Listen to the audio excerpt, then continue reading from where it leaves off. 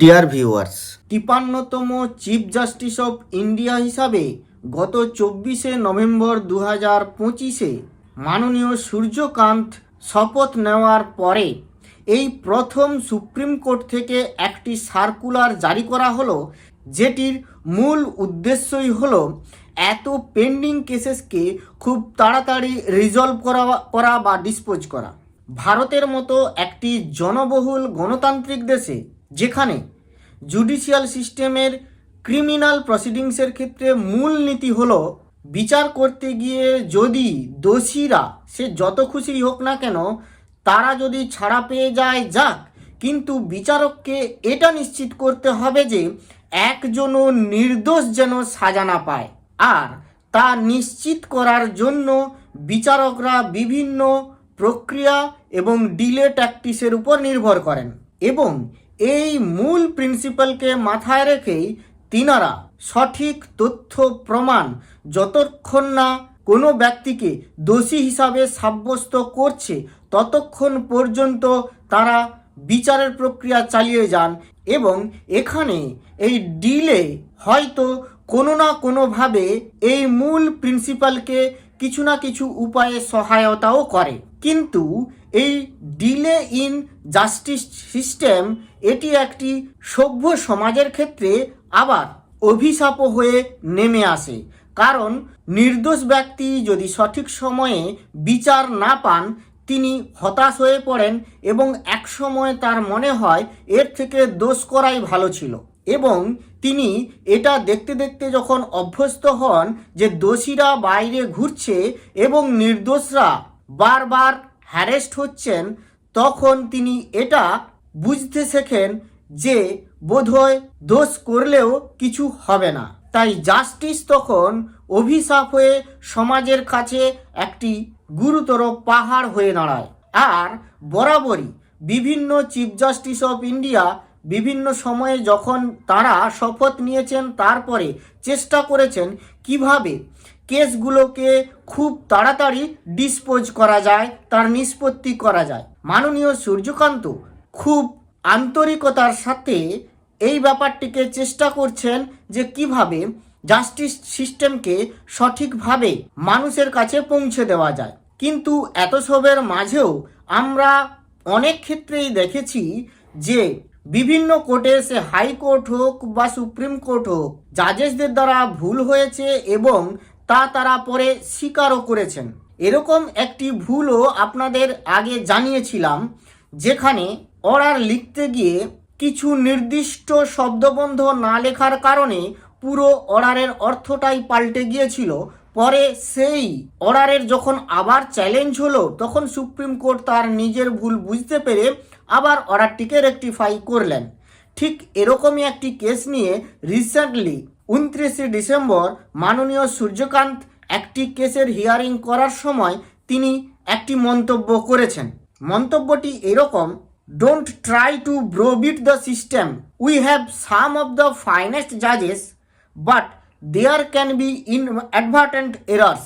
এটি আসলে উন্নাও রেপ কেসে অভিযুক্ত কুলদীপ সিং সেনগারের বেল গ্র্যান্ট করেছিল দিল্লি হাইকোর্ট। তারই একটি কেসের হিয়ারিং করতে গিয়ে মাননীয় সিজেআই এরকম মন্তব্য করেছেন বলে খবরে প্রকাশ।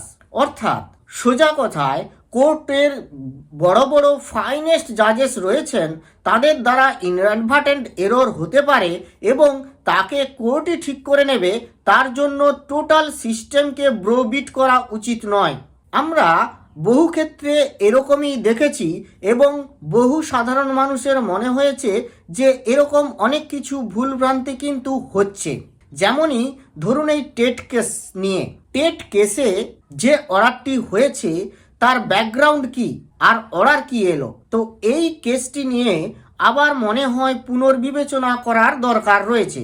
যদিও এই কেসের যে একটা পার্ট অর্থাৎ মাইনরিটি ইনস্টিটিউশনে টেটটা লাগু হবে কিনা সেই পার্টটি সিজিআই এর বেঞ্চে ঠেলে দেওয়া হয়েছে, সেই বেঞ্চে পেন্ডিং আছে এবং নন মাইনরিটি ইনস্টিটিউশনকে এর ক্ষেত্রে টেটটি ম্যান্ডেটরি হয়েছে, কিন্তু মনে হয় এ দুটো ম্যাটারকে নিয়ে আবার পুনর্বিবেচনা করা উচিত এই সিজিআই এর বেঞ্চেই।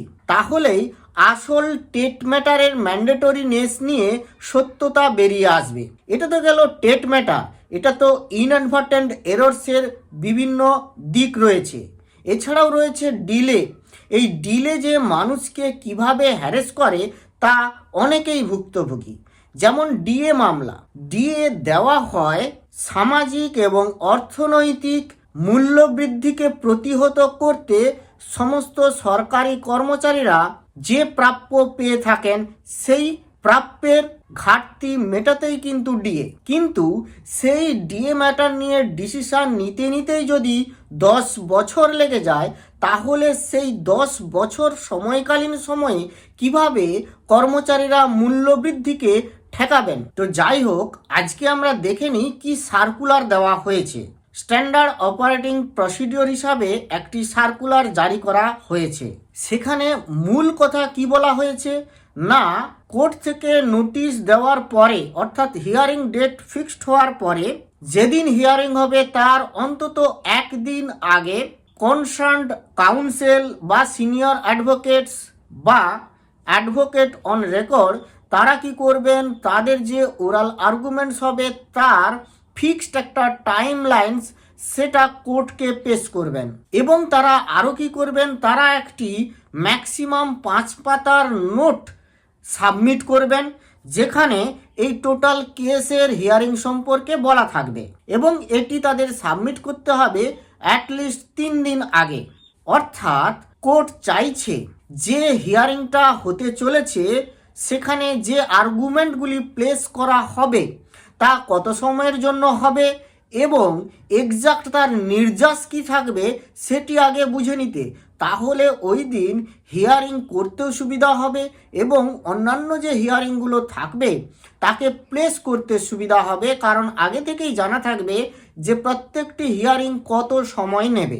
অর্থাৎ তিনি চাইছেন প্রতিদিন ম্যাক্সিমাম কেস মানে কতগুলি করে কেসের হিয়ারিং করা যায় তা সম্ভাব্য একটা তালিকা তৈরি করতে।